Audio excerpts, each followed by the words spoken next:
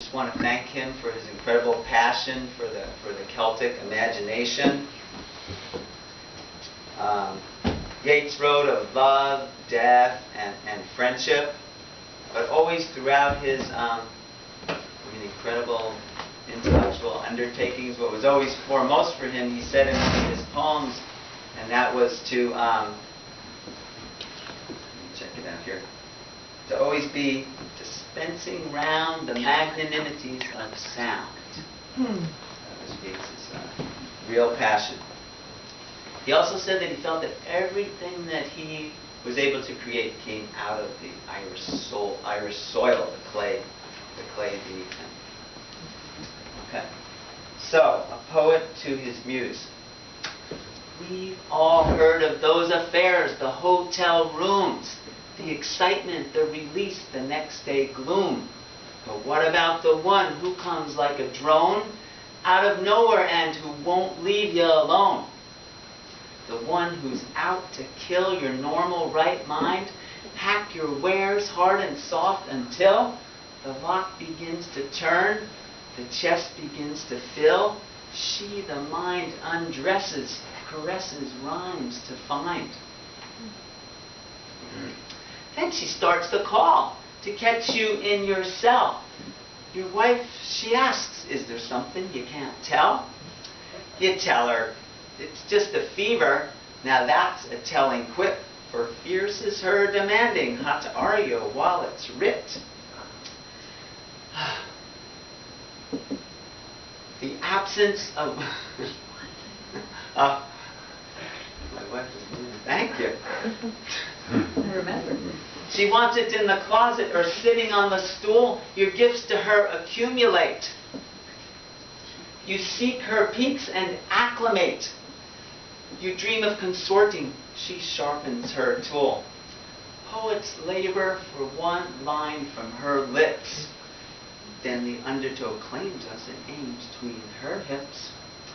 That absence of words on the very next line, a full empty vessel, ours to refine. How old is the mind that we can never find?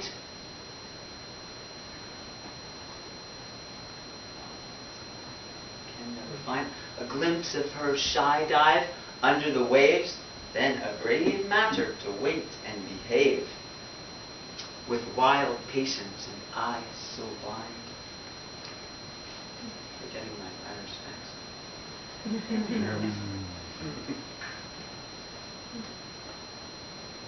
Okay. Next poem is the longest poem I've ever learned. A Prayer for My Daughter by Yeats.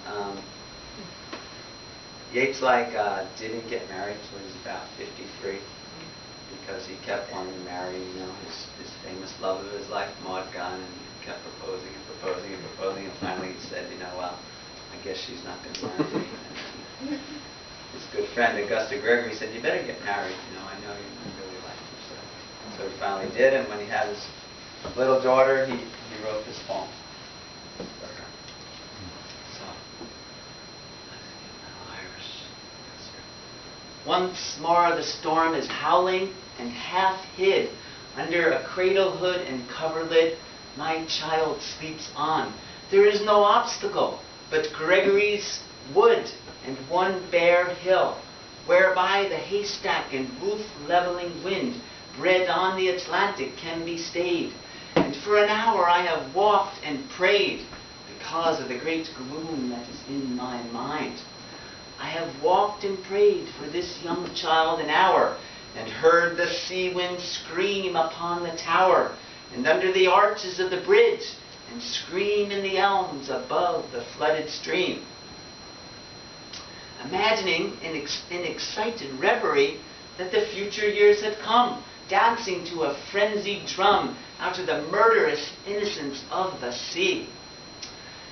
May she be granted beauty, and yet not beauty to make a stranger's eye distraught, or hers before a looking glass. For such, being made beautiful overmuch, lose natural kindness and maybe the heart-revealing intimacy that chooses right and never find a friend. Helen, being chosen, found life flat and dull, and later had much trouble from a fool, while that great queen that rose out of the spray, being fatherless, could have her way, yet chose a bandy-legged smith for man. It's certain that fine women eat a crazy salad with their meat, whereby the horn of plenty is undone. In courtesy I'd have her chiefly learned, hearts are not had as a gift, but hearts are earned by those that are not entirely beautiful. Yet many that have played the fool for beauty's very self has charm made wise, and many a poor man that has roved, loved, and thought himself beloved, from a glad kindness cannot take his eyes.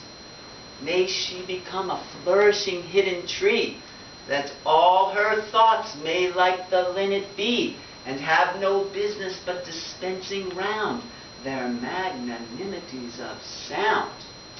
Nor but in merriment begin a chase, nor but in merriment a quarrel. Oh, may she live like some green laurel, rooted in one dear perpetual place. My mind, because of the minds that I have loved, the sort of beauty that I have approved, prosper but little, has dried up of late. Yet knows that to be choked with hate may well be of all evil chances chief. If there's no hatred in a mind, assault and battery of the wind can never tear the linnet from the leaf. An intellectual hatred is the worst, so let her think opinions are accursed. Have I not seen the loveliest woman born out of the mouth of plenty's horn, because of her opinionated mind, bark to that horn in every good by quiet natures understood for an old bellows full of angry wind? Considering that, all hatred driven hence, the soul recovers radical innocence, and learns at last that it is self-delighting, self-appeasing, self-affrighting. She can, though every face should scowl, and every windy quarter howl, or every bellows burst, be happy still. And may her bridegroom bring her to a house where all's accustomed, ceremonious, for arrogance and hatred are the wares peddled in the thoroughfares. How but in custom and in ceremony are innocence and beauty born? Ceremony's the name for the rich horn, and custom for the spreading laurel tree.